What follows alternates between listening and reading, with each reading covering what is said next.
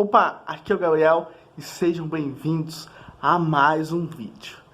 Se você gosta desse tipo de conteúdo, deixe o seu like e se inscreve aí no canal. A prova objetiva, ou seja, que reúne questões de múltipla escolha, é um modelo utilizado pela maioria das provas, como um concurso público, vestibular, Enem, bancos, OAB, carreiras militares ou residência médica, etc. Mesmo que seja apenas em uma primeira fase. No entanto, apesar de frequentemente muita gente ainda acha complicado e tem dificuldades neste estilo de prova, afinal, provas com questões de múltipla escolha podem, por vezes, trazer pegadinhas e gerar confusões em diversos assuntos. Por isso, trago para vocês dicas e uma arma secreta para você fazer testes de múltipla escolha. Número 1. Antes de começar, observe a estrutura do teste e planeje seu tempo. Aqui está um pesadelo pelo qual você quer evitar. Você vira a página final de um teste com 2 minutos restantes no relógio e descobre que depois da última pergunta tem uma redação que vale metade dos pontos do teste e você tem 0 tempo para escrevê-la. Estude a banca, veja o edital, esteja preparado. Se você sabe o que está por vir, pode planejar seu tempo de acordo. Número 2, LPDV. Este é um acrônimo desnecessariamente complicado para leia a pergunta 2 vezes. Perguntas de múltipla escolha são realmente tentadoras e pode ser fácil pular a pergunta e começar imediatamente a procurar respostas com as quais você está familiarizado. Mas essas perguntas podem ser complicadas, então você precisa entender exatamente o que estão perguntando. Número 3. Leia o texto da pergunta 2 vezes e em seguida tente pensar na resposta por si mesmo, sem espiar as opções. Ler a raiz da pergunta 2 vezes ajudará a garantir que você não erre as respostas devido a erros de leitura facilmente evitáveis.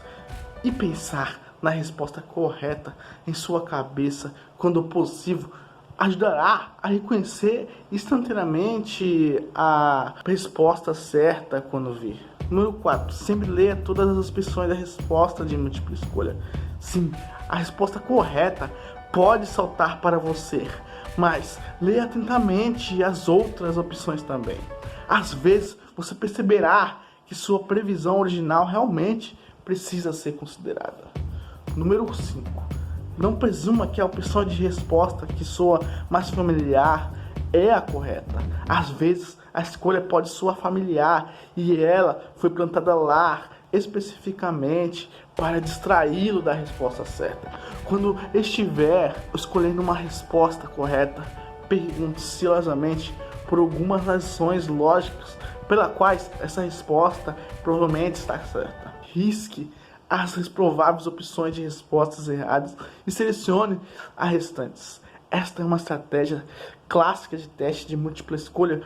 Número 6. Adie os mais difíceis. Você acabou de acertar uma pergunta de teste insanamente difícil. Não há nenhuma lei que o obrigue a fazer perguntas de teste de múltipla escolha em ordem. Então, tire isso da sua cabeça. Deixe de se sentir desconfortável por isso. Faça assim, circule quaisquer perguntas que pareçam mais difíceis no seu teste e planeje voltar a elas no final. Aumente sua confiança, obtendo todos os pontos fáceis imediatamente. Número 7. Depois de fazer todas as perguntas fáceis, volte para as difíceis. Você poderá ir direto para as perguntas difíceis muito rapidamente, porque você apenas as circulou em seu papel de teste. Você pode achar que o que parecia insanamente difícil 20 minutos atrás, agora parece bastante fácil. Número 8. Verifique suas respostas após cada página do exame.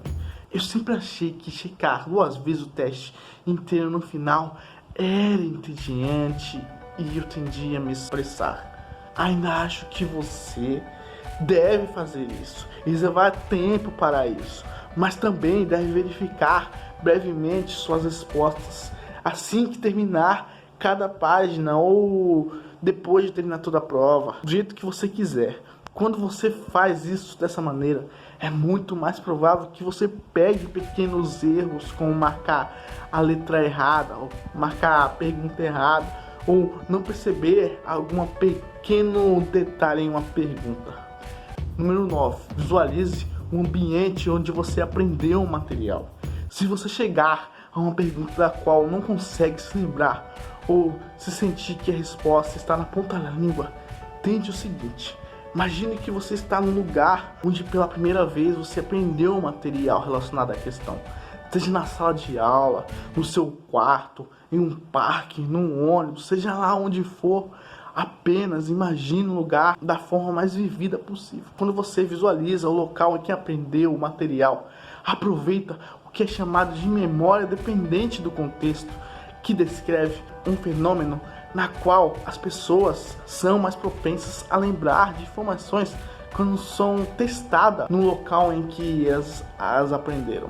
Número 10. A arma secreta. Agora, a arma secreta, inevitavelmente, você encontrará perguntas em seus testes pelas quais você simplesmente não sabe a resposta, o que significa que você terá que adivinhar. Talvez você possa restringir suas escolhas eliminando respostas que sabe que não estão corretas, mas ocasionalmente você se deparará com uma pergunta em que não sabe literalmente nada e não pode fazer nenhuma restrição. Nesse caso, em vez de adivinhar aleatoriamente, você pode usar estatísticas para explorar as falhas em como os humanos escrevem em teste de múltipla escolha, como o autor William Poundstone mostra em seu livro Rock Buckets Assertions.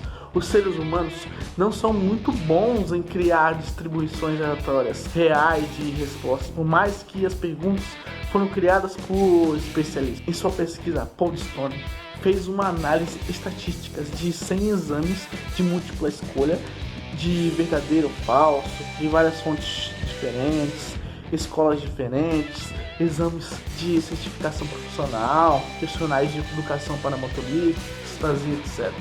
Ele encontrou algum preconceito em relação a certas letras de múltipla escolha, mas dependia totalmente de quantas respostas possíveis havia. No teste de 4 respostas, a B foi ligeiramente favorecida por estar correto 28% das vezes.